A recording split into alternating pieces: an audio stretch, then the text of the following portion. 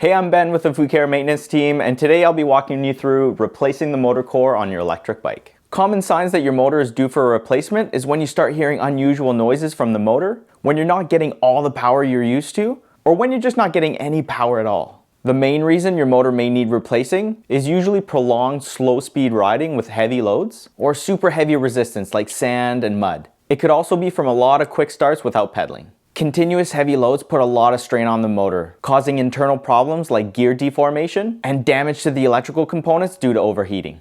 Replacing a damaged motor core is pretty straightforward. If I can do it, so can you. And better yet, let's do it together. I'll be using the Libra I have here in the shop today, but the motor core replacement we're doing is similar for almost 99% of all rear hub motors. So no matter what bike you have, the steps should pretty much be the same. Let's go take a look at the tools and supplies that we're going to need for the job.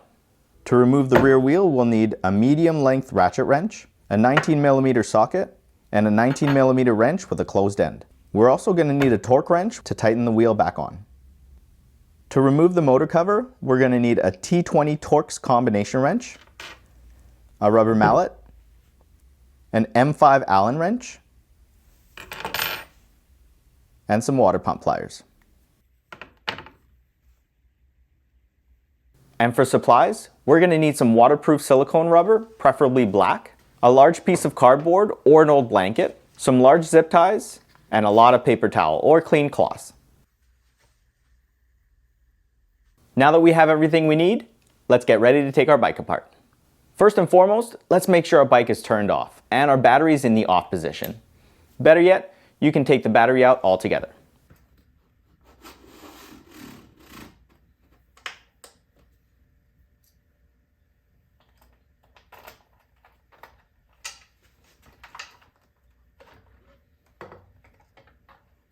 Pro tip, make sure the bike is in its highest gear. That's the smallest cog on the rear cassette. The easiest way to take off your rear wheel is by inverting the bike. So let's rotate all the handlebar controls so they don't get crushed.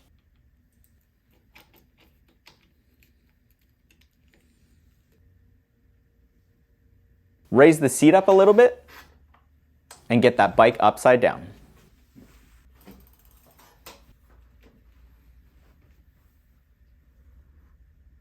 Use the 19mm wrench to loosen the nuts holding the rear axle in place.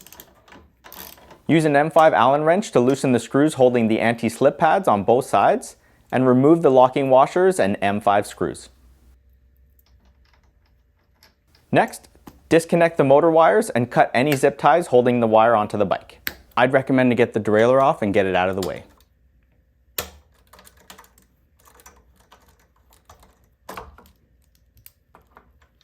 You should now be able to remove the rear wheel. With your left hand, push the derailleur out of the way, and with your right hand, grab the wheel and lift it out of the frame's dropouts.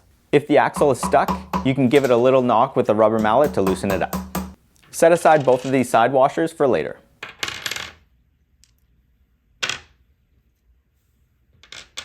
Place the wheel on your working surface, and with the T20 Torx wrench, remove these 6 Torx screws holding the motor into the casing. Take your time and make sure to properly insert your torque wrench as to not strip any of these screws.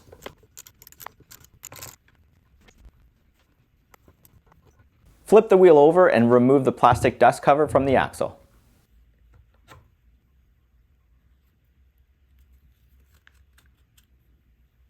You can now use the water pump pliers to open the plastic clips inside the wheel shaft and pull it out. Make sure to set it aside for reassembly. It's now time to remove the motor from its casing.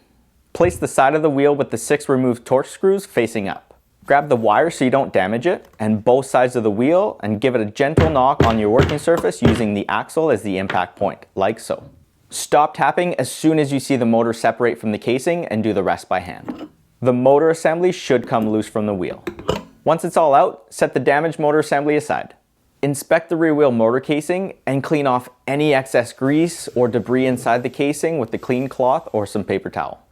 Check the speed sensor magnet to make sure it's clean, tight, and in good condition. Check the damaged motor core to see if you can notice any obvious damage, disconnected wires, poor soldering, or any foreign objects. If you notice anything at all, take a couple of pictures and send it to our engineers. This will help us prevent these issues from happening in the future. Take the clean motor casing and apply a thin continuous bead of black waterproof silicone rubber around the outside where the motor and the casing meet, like so. Wipe any of the excess with a paper towel. Next, let's take out our new motor with the cassette already installed.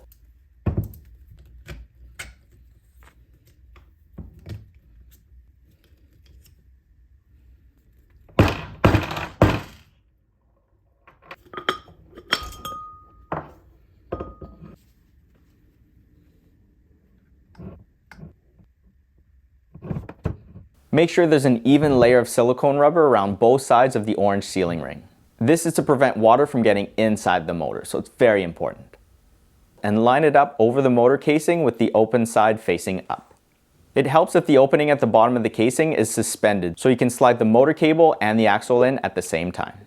Please take your time when inserting the new motor into its casing.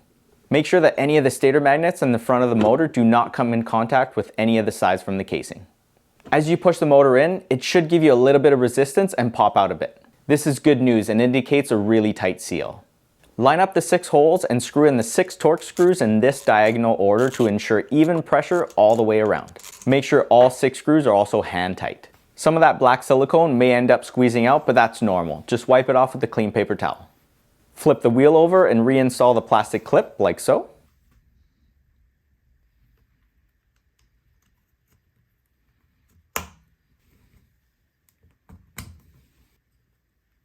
Then thread the plastic dust cover over the cable and press it into place. There you go. You've successfully replaced an electrical motor core. Now it's time to reinstall our rear wheel back onto the bike. Take the side washers we set aside earlier and put them back onto the axle, starting with the small washer on the cassette side, followed by a locking washer on both sides.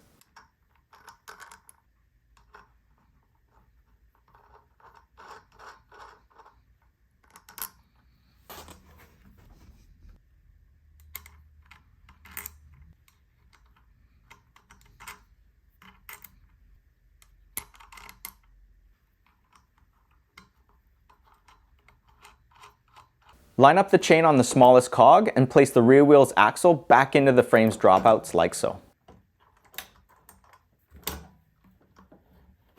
Make sure the rear wheel is centered into the frame. Take the previously removed anti-slip pad and M5 screws and attach them to the rear wheel axle, ensuring all screw holes line up with the ones on the frame.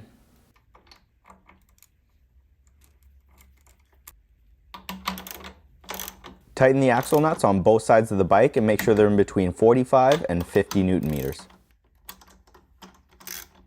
Failing to do this properly means that your rear wheel could detach from the bike, and that's a huge safety concern.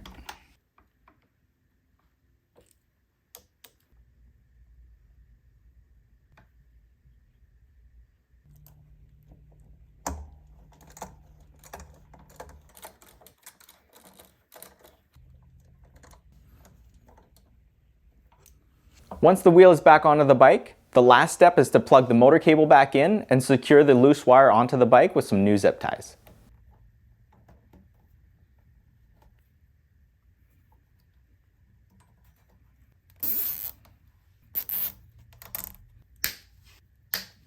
There you go, the hard work's all done. Now it's time to test it. Flip the bike back around,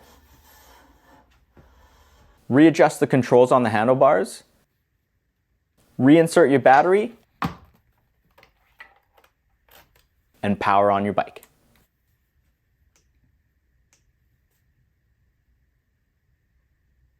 Set it to one of the 5 power modes, lean the bike over onto its kickstand, suspend in the rear wheel, and press the throttle. Make sure that the motor turns, the screen displays the speed, and you don't hear any unusual noises. There you go, motor core replacement successful. I knew you could do it. It's best practice to let the motor sit for 24 to 72 hours to let that silicone sealant completely dry. The colder the temperature, the longer it'll take to dry. After that, the bike can be ridden as normal. Thanks for watching. We hope this was helpful. Now get back out there and enjoy riding your e-bike.